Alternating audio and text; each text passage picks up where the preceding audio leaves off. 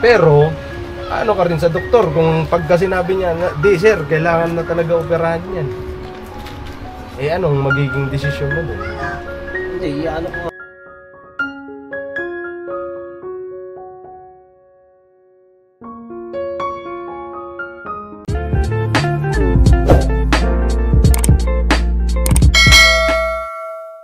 Eh mga ka-business, andito, ay mga ka-business, mga kapapi. Mali agad ha. Ay mga kapapi, andito po kami ngayon kay La Borlo kasi nakauwi na nga daw po.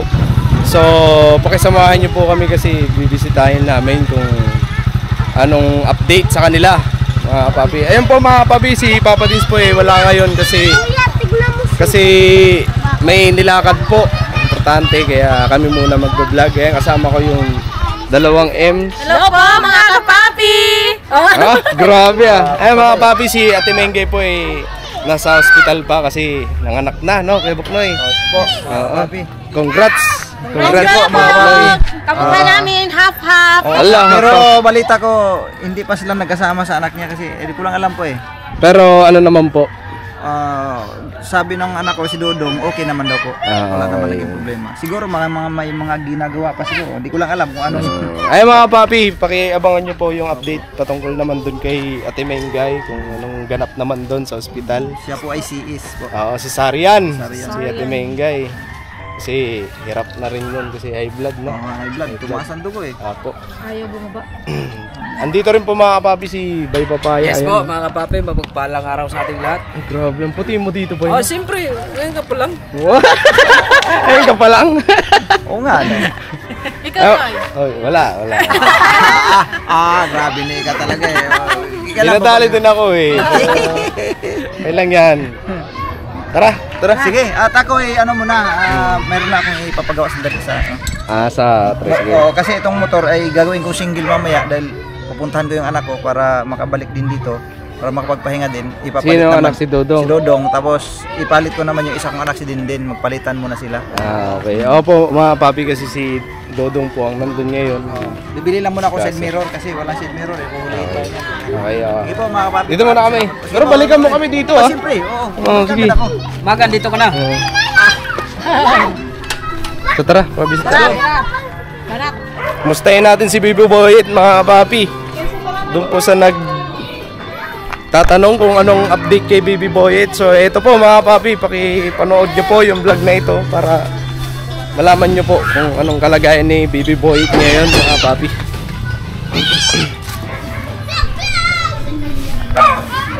Si Bruno. No? Diyan. Tao po.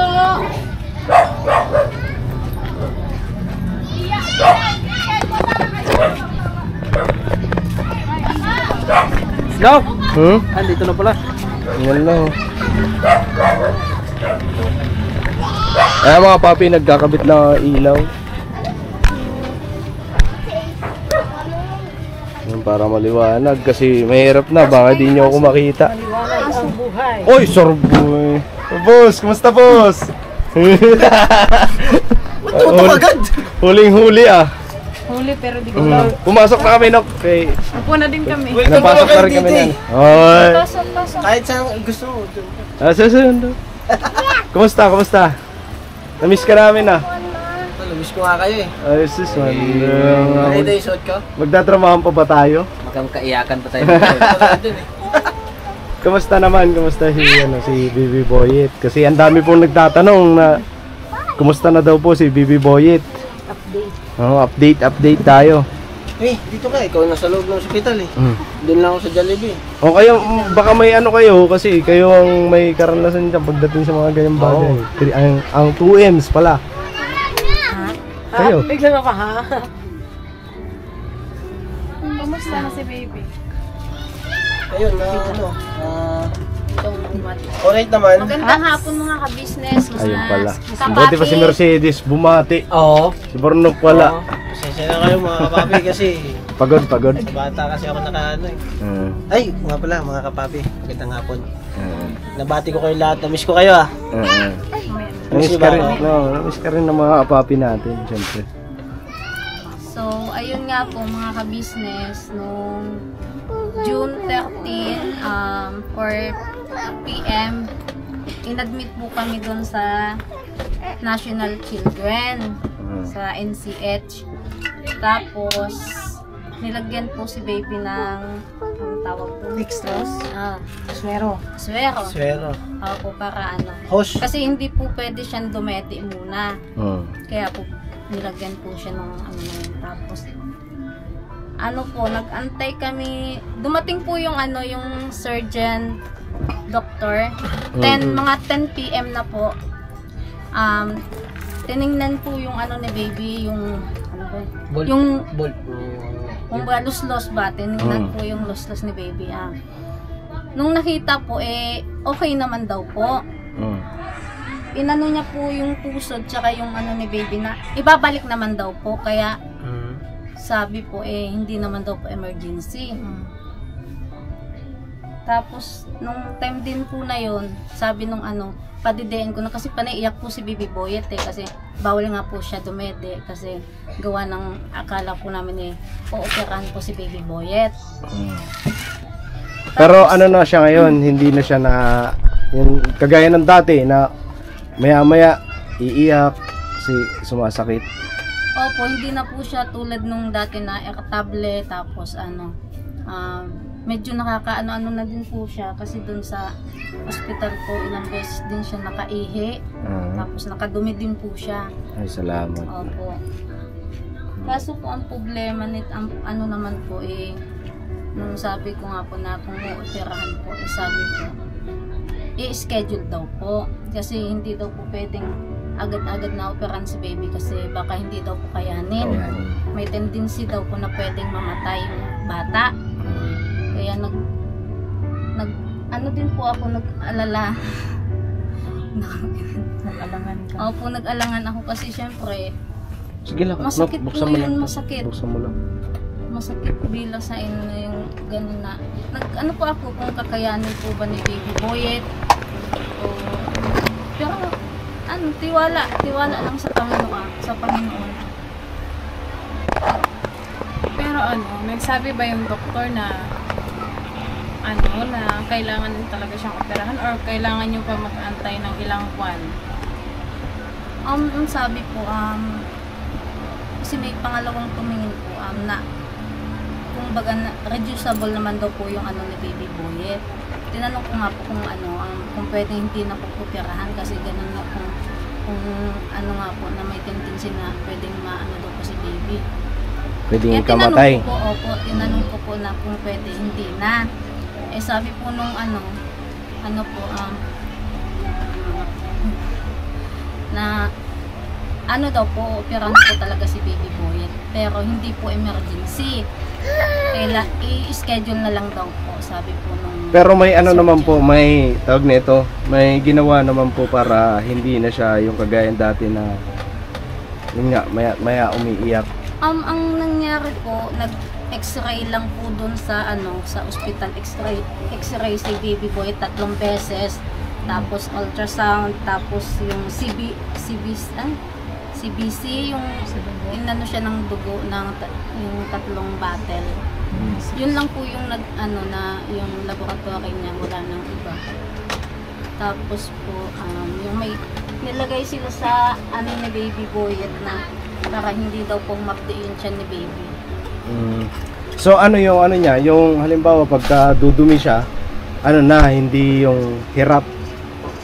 Sa ngayon sa ngayon. Ano po, medyo ano pa din siya, ganun pa din yung ano niya. Tapos umaano pa din po yung... Pero hindi na gaya ng dati na hindi talaga siya nakakadumi. Hindi po maano kasi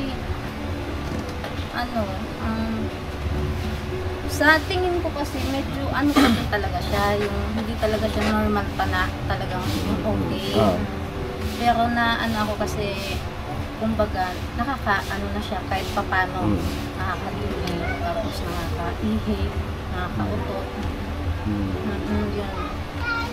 Pero pag gano'n, umiiyak pa din siya pag naiihi siya, pag natutumi siya. Kasi dati, di ba? Di ba pagka kasi nakikita po namin yung mga kapapi pagka halimbawa gusto na dumumi ni Baby Boy, ito kaya gusto umihi. Umiiyak siya muna, nangingitim. Yung kasi yung ano yun, ano ng surgeon na tinuro na lang na itinutulak na lang para mas makadumi siya. Tinutulak siya. Eh ano yung sinasabi mo dati na hihilutin? Ayun yun, yung Hinilot hilutin. Inaano ng mga doktor doon eh. Inaano ng mga doktor kung paano ihilot. Ibinabalik nila. Binabalik. Nung yung di ba binabalik nila, siguro pag binalik nila, na ano yung ano nga, yung pasintabi nga sa mga kapapi, dumudumi na siya. Tapos nung makakadumi siya, tapos pagka ano, bumabalik nga lang, kailangan hilutin siya, lalo na pagka iiyak para mas madali siyang makaihi o makadumi. So at least may itinuro ang doktor kung paano dapat gawin para hindi siya mahirapan, no? Hindi kagaya nung dati na hindi natin alam kung paano siya pakalmahin kasi pagka umiiyak, grabe, parang tayo ang nahihirapan sa kalagayan. Sa laboratory, yung chinik nga naman lahat, tinignan kasi kung kakayanin na ng bata. Yung sa operasyon. Yung sa operasyon naman, in-schedule nga kami ng kailan babalik? Ano daw po, follow up, check up si baby boy sa 22 po. 22 Pero nabanggit po nung surgeon po sa akin nung 15 ng gabi, gawa na daw po kami ng clearance para pagbalik po sa Lunes, operahan na daw po si baby boy. Tapos tinanong ko nga po kung kakayanin po ba ni baby. Sabi po nung dapat kayanin. Sabi po nung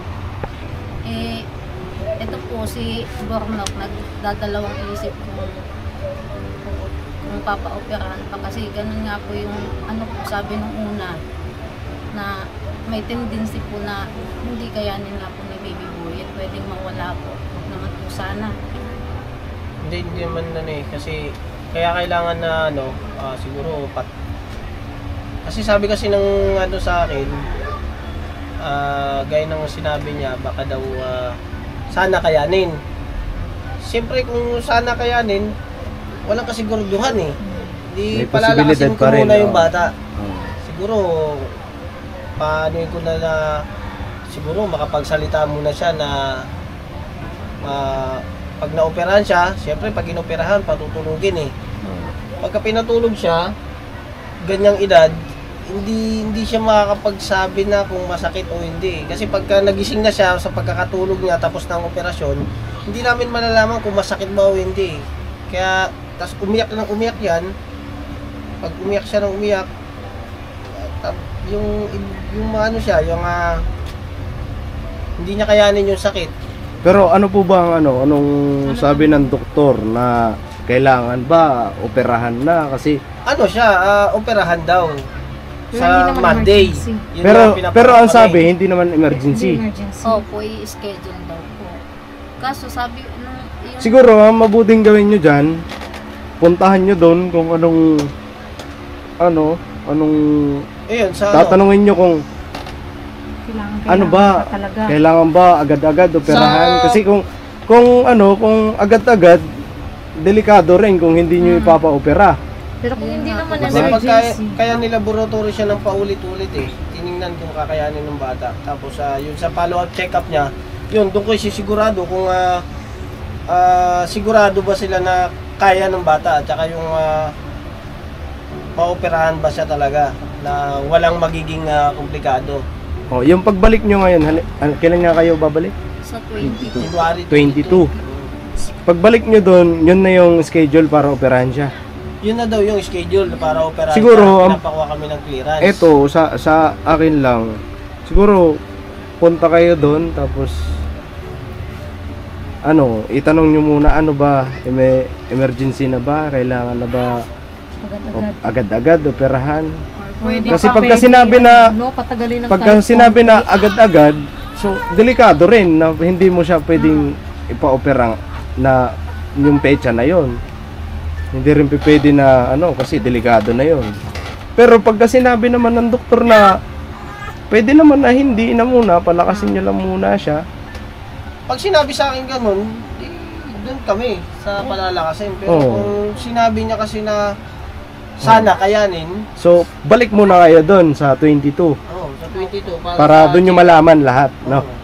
Kasi sasabihin naman niya ng doktor paano nyo muna mag 1 year bago natin operahan. Or yung gano'n yung sasabihin niya, pero pag emergency talaga na kailangan talagang operahan, sundin natin yung doktor kasi yun yung mas makakabuti sa kanya. Iniisip ko lang kasi baka hindi kayanin ng bata. kayanin ng bata. Nagsabi pa yung doktor na sana kayanin. Oo. Kasi Eh, kung yun nga yung sana, yung sana kasi hindi wala kasi. Oh, wala kasi karuduhan yung sana eh.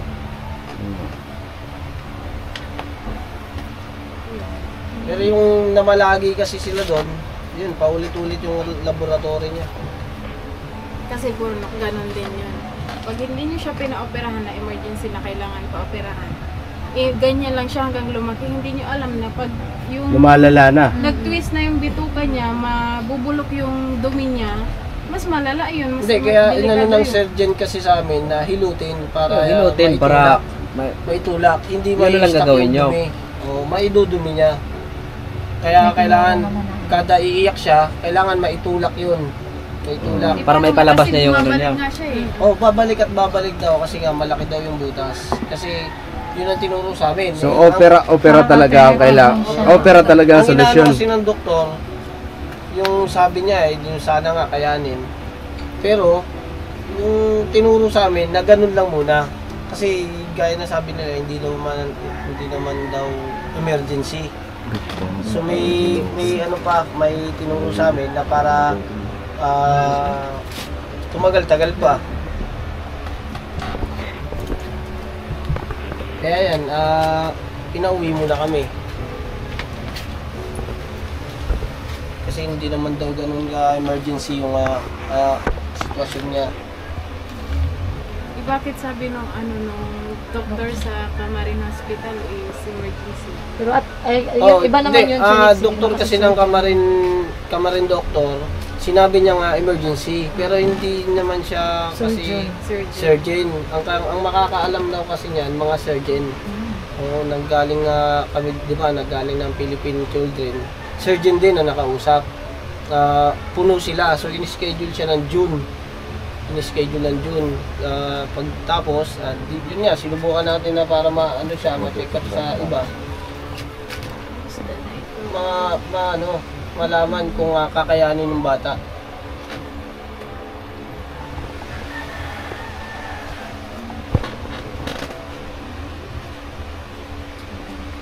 Kawawa naman.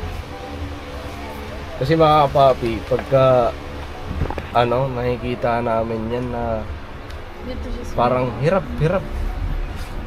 Kami ang Pero ngayon naawa mas eh. hindi na siya, mas okay siya ngayon kaysa yung dati, na malagi iyak. Oo, kasi dati, hindi mo siya pwedeng iwanan sa duyan, no? Kailangan karga lang talaga siya. Tsaka mas okay dito kay baby kasi kahit na may ganito, malakas pa rin siya dumedi, no? Malakas siya. Malusog. Umaano siya, umihilig. Karga mahal lang. Tsaka doon sa hospital, madalas na siyang tumawa eh. Kasi may, tinurukan ba siya na pain reliever? Ano lang naman, yung mga para hindi lang siya magutom. Swero. Oo. Ilagay po. Inano kasi siya, tines ng tines, hindi nga siya pinadede. Hindi siya pinadede para sa operasyon niya. Ngayon, Doon ka lang. nilaboratory siya. Tines siya ng tines. Kaya siguro nung hindi nila maano na baka hindi kayanin ng bata, kaya yun, pinayagan siya ng surgeon na padidiin na. Kasi baka hindi kayanin niya kasi nila yung edad ng bata.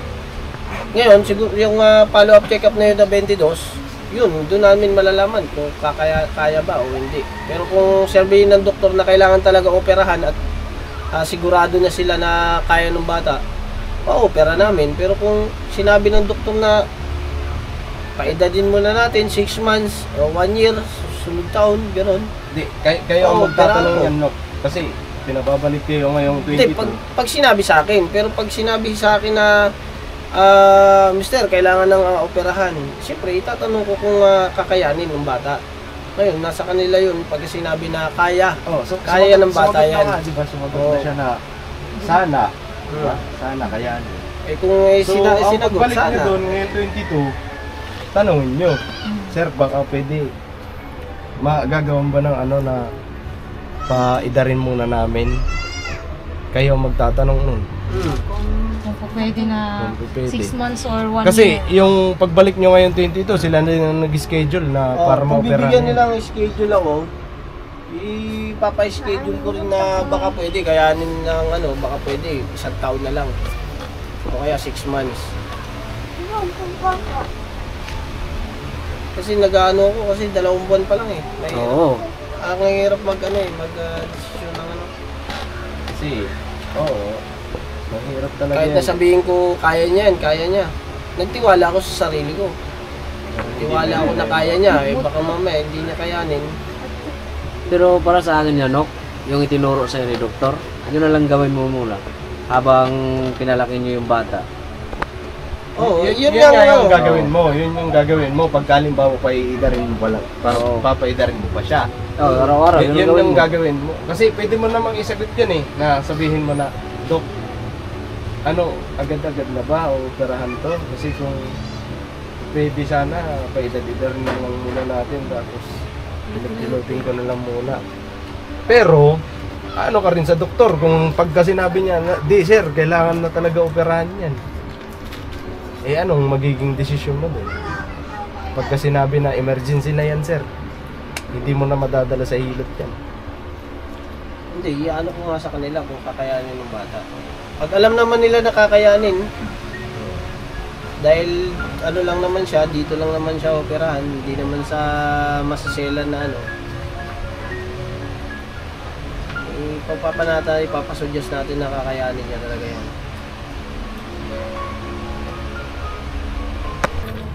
Eh mga papi, nagpalit lang po kami ng battery kasi naloobat na. Eh mga papi, kung mapapansin nyo, pasensya na po kung may naririnig kayo na ano ng electric fan kasi yung bata po kasi kailangan may hangin. Malamok po kasi sa area na to. Yun na nga. Ano mo dyan, no?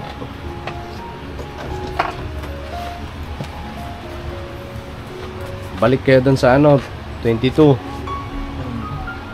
Tapos anuhin nyo na siguro, wala nang tanungin nyo na kung pwede ba na medyo pa edad-edarin muna siya para kayanin talaga ang operasyon. Pero pagka nagsabi naman na hindi na pwede, kailangan nyo rin yun yun. Kaya dyan masusubo kung paano yung desisyon mo talaga dyan.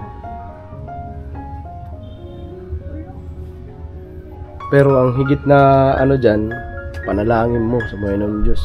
Kasi walang ibang tutulong dyan kung hindi ang Panginoon. Yun ang nakakaalam kung yun ang talagang kailangan natin lapitan pagkadating sa ganyang bagay. Walang ibang makakatulong sa'yo kung hindi yun talaga, Panginoon Diyos.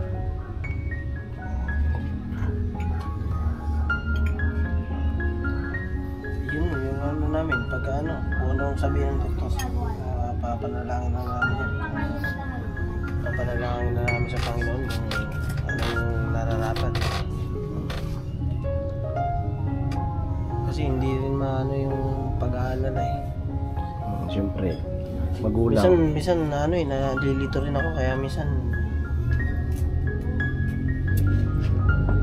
wala, pagka mag-isa, nag-iisip na. Ikaw may, parang ano mo?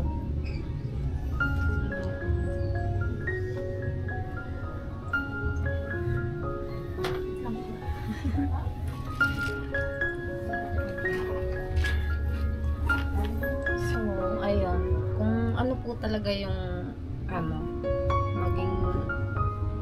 kung saan po magiging okay si baby boy, eh doon ako. Kung talagang kailangan niya pong operahan, sige,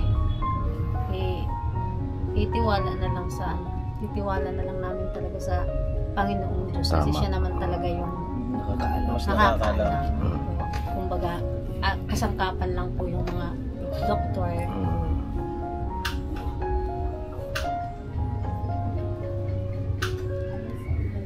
At saka papasalamat ako sa siyempre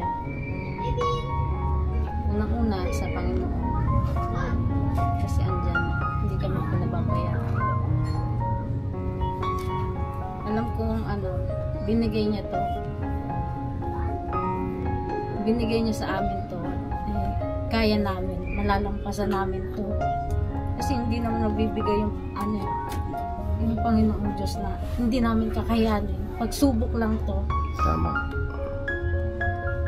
Saka sa family ka business, kay ate, kay kuya, kay Papa Dins, kay Boss Dev, kay Budang, sa family ka business, maraming salamat kasi simula nung pinabuntis ko nga si baby hanggang ngayon, andyan sila, hindi kami iniwan, hindi kami pinabayaan, andyan sila lagi.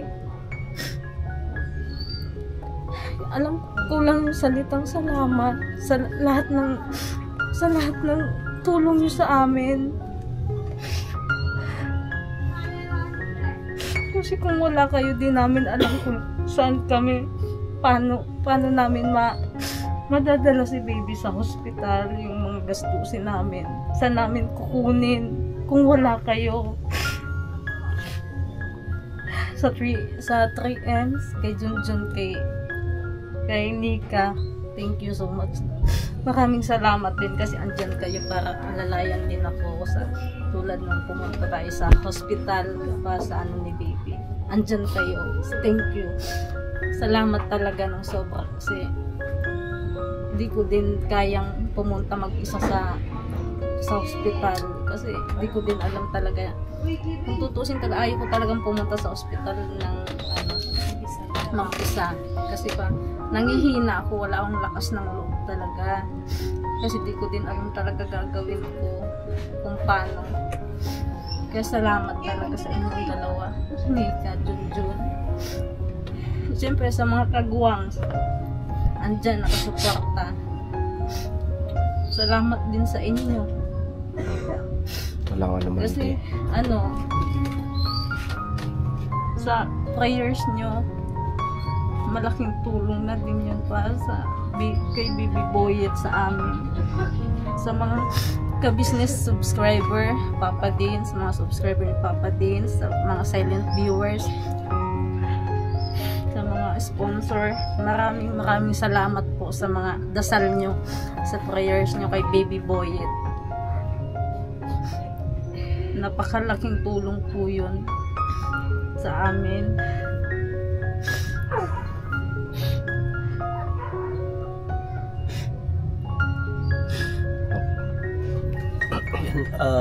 Yun, salamat. Una, napapasalamat niya ako sa Panginoong Diyos at hindi kami pinabayaan sa ganitong pagsubok na binigay niya sa amin. At alam naman ng Panginoon na yun, kaya namin yan. Gawa ng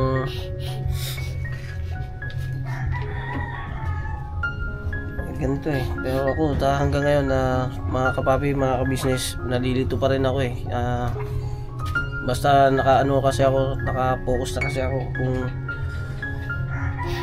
kung paano mapagtatagumpayan pa namin to pero sa Panginoon lang talaga ako umaasa sa magagawa niya. Kaya nagpapasalamat ako ng marami kay kuya, kay ate, kay Papa Dins. Yun, kuya, salamat ng marami sa inyo. Salamat ng marami talaga. Kung hindi dahil sa inyo, hindi ko alam kung saan ako pupunta. Napakalaking pagpapasalamat ko talaga at napunta ako sa family ka business.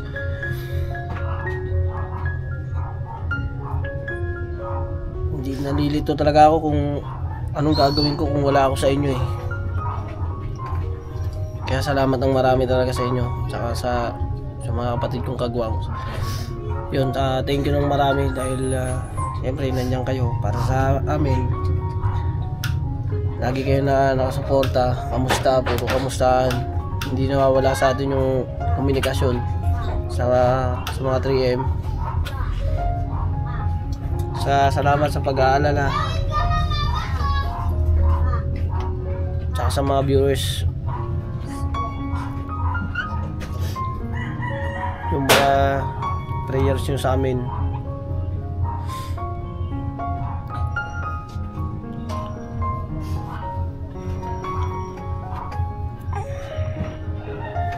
Mga papi, bago po kami tapos sa vlog na ito. Muli po mga kapapi, humihingi po kami ng tulong sa inyo sa pamamagitan ng panalangin. Panalangin po natin si Baby Boyet na sana malagpasan niya tong pagsubok na dumarating sa kanila.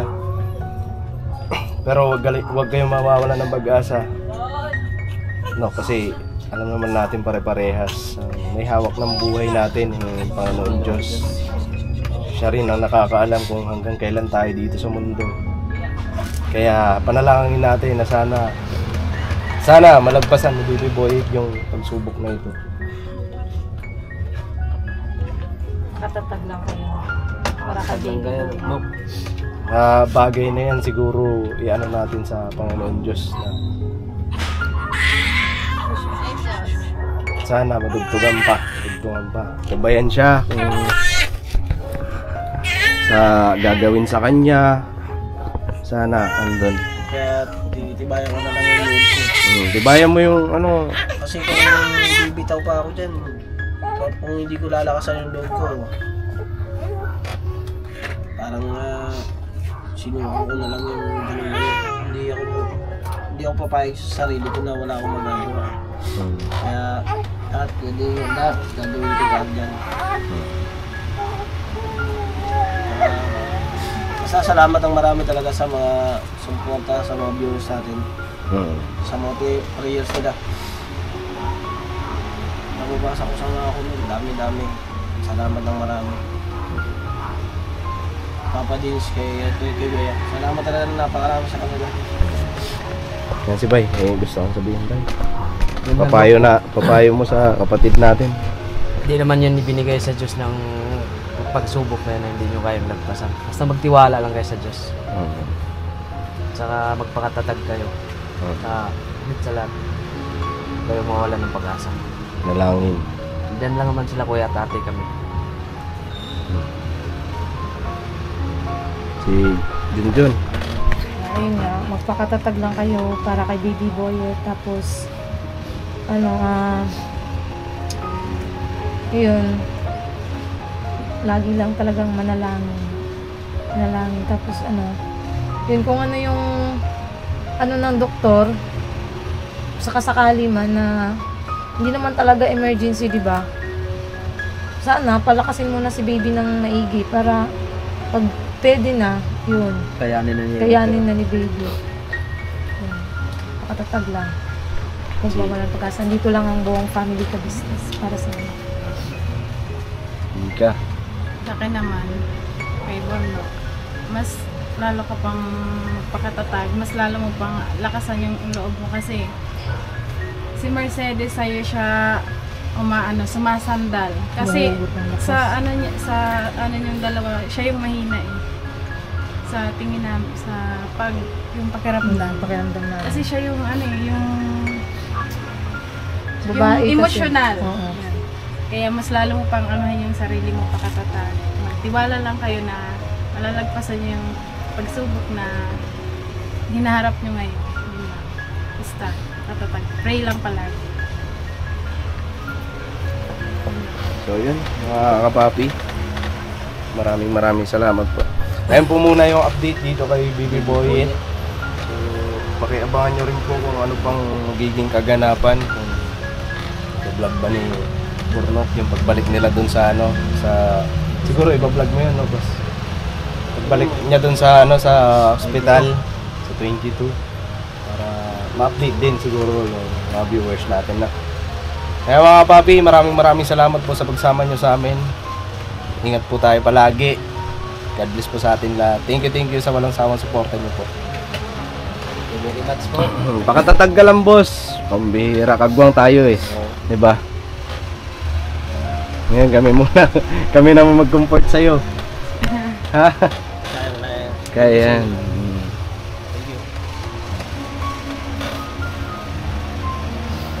Mercedes, pakatatag ka rin, ha? Malalagpasan yan. Kaya yan. Basta andyan ang gabay ng Panginoon Diyos. Kaya natin yan. Walang pagsubok na hindi nalalagpasan. Yes. Binigay sa atin yung pagsubok na yan Kasi alam ng Panginoon Diyos na kaya natin lagpasan. No? Banat-banat. So paano po mga kapapi? See you next vlog mga kapapi. Never say goodbye. So, Tomorrow is Another day. Banat. Banat